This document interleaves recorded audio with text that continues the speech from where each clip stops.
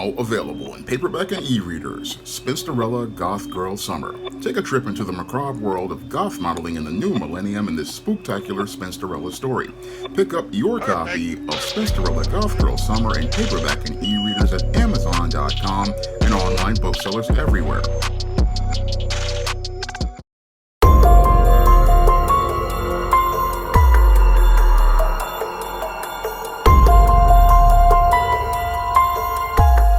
An illegal migrant allegedly decapitated his manager after the manager told him not to use a broken washing machine at a Dallas motel.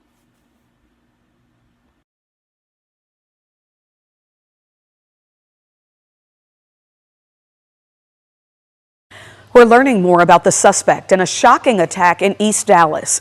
Now, we need to warn you, this story does contain disturbing details. It happened at a motel off I-30 near the tennis and golf course on Wednesday morning. A police affidavit says Yordanis Cobos Martinez attacked 50-year-old Chandra Nagamalia with a machete, stabbing him and decapitating his head. Police arrested Cobos Martinez a block away. Senior investigative reporter Tanya Eiserer is looking into his background. She's live in the newsroom with details. And Tanya, this is really still stunning. It's probably one of the most stunning cases I've ever covered. And as you mentioned, he is currently behind bars in the Dallas County Jail. He is held on a capital murder charge and on an immigration detainer. And we've been digging all day into his past. Records show Cobos Martinez was arrested in California back in 2017, accused of carjacking. He fled the state. And then that next year, 2018, he was picked up in Houston on multiple felonies, including indecency with a child. It appears he spent several years in jail in Harris County before pleading guilty to misdemeanor assault in 2023. And those indecency charges were dismissed. He was then sent back to California. He was extradited there, where there was a trial, and he was acquitted of carjacking, but convicted of false imprisonment, felony false imprisonment. He served time in jail and was placed on probation.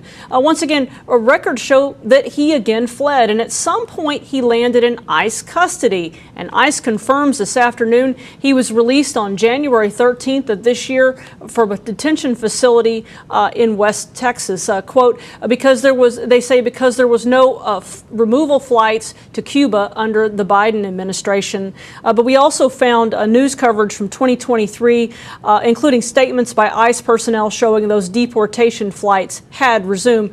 And again, we continue to ask questions regarding his immigration status. I also was able to make contact this afternoon with the victim in that California case tonight at 6. You'll hear from her and her belief that the system failed her and failed the victim in the Dallas case. Back to you. We are learning more about the suspect in a gruesome murder case out of Dallas. Police say the man attacked his coworker with a machete, beheading him. Tanya Eiserer with our news partners in Dallas has new details about the suspect's past. You're looking at video of the man accused of cutting off another man's head, being booked and fingerprinted into the Dallas County Jail. Yordanis Cobos Martinez is being held on a capital murder charge and an immigration hold. But for this woman, what happened in Dallas brings back awful memories. It's reshaped my life, for sure. Records show back in 2017, Cobos Martinez was accused of carjacking her in California. Released on bail, he fled the state. She agreed to talk to us if we did not reveal her identity. What he did and what he's done and what he's continuing to do, he has no moral compass in his body. In 2018, Cobos Martinez was arrested in Harris County on multiple felonies. He appears to have spent several years in jail before pleading guilty to a misdemeanor assault charge. He was then extradited back to California, where he was acquitted of the carjacking charge, but convicted of felony false imprisonment. We have faith in our judicial system. As a community, we have faith that they will stand up and protect. And unfortunately, in this case, this man was able to get away with it. At some point, Cobos Martinez was taken into ICE custody. ICE officials told us this afternoon that he was released from ICE custody on January 13th of this year because, quote, there was no removal flights to Cuba under the Biden administration. Unquote. However, we found news coverage and even a government video from 2023 showing deportation flights to Cuba had resumed.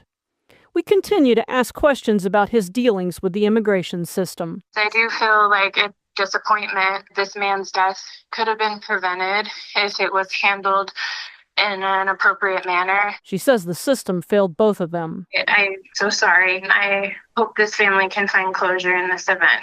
In Dallas, I'm Tanya Iser. Now, in this alleged incident that took place in Dallas, a illegal migrant from Cuba, Jordanis Cobos Martinez, allegedly was working at a motel where he was told by his supervisor, Chandra Nagamala, not to use a washing machine that had been broken. And because Chandra Nagamala told him not to use the washing machine using a female translator, this is what triggered Jordanis Cobos Martinez to go get a machete, and then after getting this machete, attack his manager to the point where he wound up beheading him and then kicking his head in the street and tossing it into a dumpster. And after committing this heinous crime, he basically walked away and then eventually was caught by police walking a block away from the motel and taken into custody. And after he was taken into custody, it was soon found that Jordanis Cobos Martinez, this illegal immigrant from Cuba, had a series of other crimes he had participated in places like California in 2017. There he wound up carjacking an individual, and there he also assaulted a child. And he was able to fall through the cracks of the criminal justice system, being able to get the charge against the child dismissed, and also pled down after being held in prison for several years, and was said that he was able to stay in the country because under the Biden administration, it was alleged that there were no more flights going to Cuba, even though there were records of as far back as 2023 of there being flights available to send this monster back to Cuba. Now, the police in Dallas see this as an isolated incident, but when I take a critical examination of the very disturbing behavior of Jordanis Cobos Martinez, it definitely fits the pattern and profile for beta males that I talk about in my book, The Man Crisis. It's clear to me, that when it comes down to Jordanis Cobos Martinez, this is an immigrant who really was not somebody who met the standards as related to being somebody who could contribute to society. No, this antisocial individual should never have been allowed into our country because this antisocial individual has a pattern of violence and is not fit to be on the streets, possibly due to the dysfunctional way he was raised. Now, it's clear to me that when it comes down to this, Jordanis Cobos Martinez, he had a real problem with male authority as related to that manager using a translator to tell him what to do, because usually if they have to use a translator as related to a situation, most people cope with that by saying, okay, he's using this person to talk to me in order to get this work done, and after they get the work done, they just go back to business as usual. Now, what happened here is that the manager knew that this machine was broken and did not want to see any further damage to the hotel, but sadly, this man, he could not deal with the idea of a female telling him what to do as through the words of a man, and that's what triggered his anger to act impulsively and look to take the life of this manager and show contempt for him, show nothing but complete contempt for this manager by not only cutting his head off, but kicking his head into the street and then taking the head of this man and putting it into a dumpster. Again, antisocial behavior from an individual who definitely should not have been in this country. Antisocial behavior from someone who basically fell through the cracks of the criminal justice system as he went from state to state, and again was a ticking time bomb and a clear and present danger to just about anyone, because if this man could not deal with authority figures such as a manager at a job, imagine what he could have done if he had run into law enforcement. This man was again a clear and present danger, to just about everyone. And the sad part is that the Biden administration did not take the opportunity to take this man and send him back to Cuba, where he basically belongs, so that he can be a part of their prison system and possibly have to deal with the Cuban versions of Bubba, Tiny, Roscoe, Big Dave, Melvin, and Mr. Sprinkles, and have his backside and his front side traded for all the items of the commissary. But that's going to happen once they wind up, again, taking this guy and putting him back into the prison system, and then eventually winding up deporting him.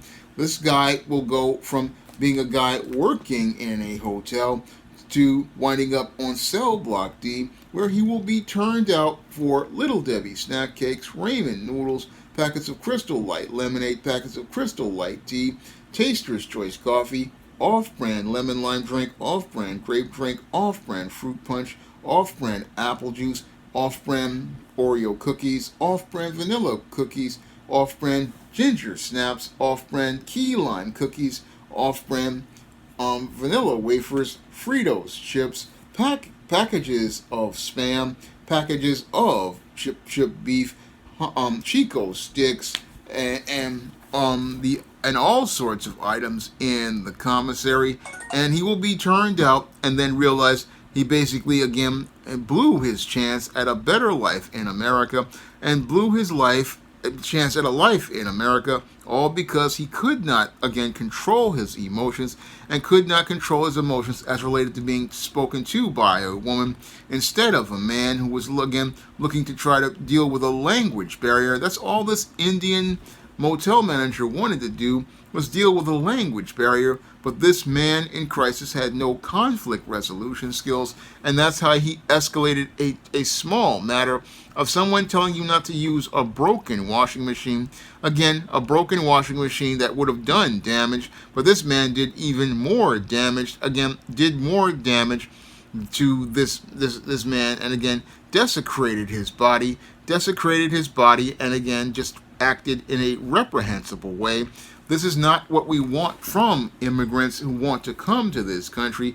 You don't have a right to take somebody's life because you're in your feelings. No, you have to go out here and again maintain control of yourself. And this man really, again, was completely antisocial, because after killing this manager, he took his key card and a cell phone out of his pockets, again looking to rob this individual. Again, completely antisocial behavior that basically makes it harder for other immigrants who want to come here legally. I mean, this guy basically, again, shows us why illegal immigration is something that needs to be heavily regulated. It needs to be heavily regulated because when you have antisocial individuals like this going out here, again, having no sort of self-control, this shows us why we need better vetting like we had during the days of Ellis Island. Now, during the days of Ellis Island, immigrants had to come here. They had to show that they had skills. They had to show that they had something to offer, and that they had to, again, go through a vetting process. And that's what we need here as related to immigration right now, because when it comes down to this illegal immigration, we're getting all sorts of people with no understanding of their backgrounds or their skills or how they can contribute to society. And that's making it very hard, again, for people in this country, making it very hard for people in this country to feel sort of safe, because there's no standard for someone to come to this country. And when there's no standard for someone to come to the country, there's no way to protect people's public safety. That's the scary part about this whole situation. And this happens because men in office, again, don't want to deal with immigration because they want cheap labor. They want cheap labor, not understanding the cost to human life. The cost to human life as related to this cheap labor is that you get an escalation in crime, you get an escalation in violence, you get an escalation in out-of-control behavior, and you get an escalation of this type of violence because the men and women that you're getting are not the best and brightest, but the men and women in crisis who are not the healthiest people or the people who can contribute to a society in their country or this one. Now, if you want to learn more about why beta males are dangerous in any country, you can pick up my book, The Man Crisis, on Amazon.com in paperback or Kindle format. You can also find The Man Crisis at other online booksellers like Draft Digital, Google Play, Barnes & Noble, and big box retailers like Walmart and Target. And if you'd like to see me make more videos like this, you can drop a donation to the Patreon, the PayPal, or the Cash App by clicking the links in the description box. That's all I have to say for this video. You can comment, rate, and subscribe. Now available in paperback and e-readers, ISIS, Dark Incubus. The goddess next door gets enthralled in a romantic entanglement with an evil incubus in this all-new ISIS series adventure. Get your copy of ISIS, Dark Incubus in paperback and e-readers today. Now available in paperback and Kindle, Vampires Stalk the Darkness of the Eternal Night. Get your copy of Eternal Night in paperback and Kindle on Amazon.com. Support Black-owned and Black-operated digital broadcast media. www.niceradionetwork.com. Nice Radio Network, broadcasting 24 hours a day, 7 days a week.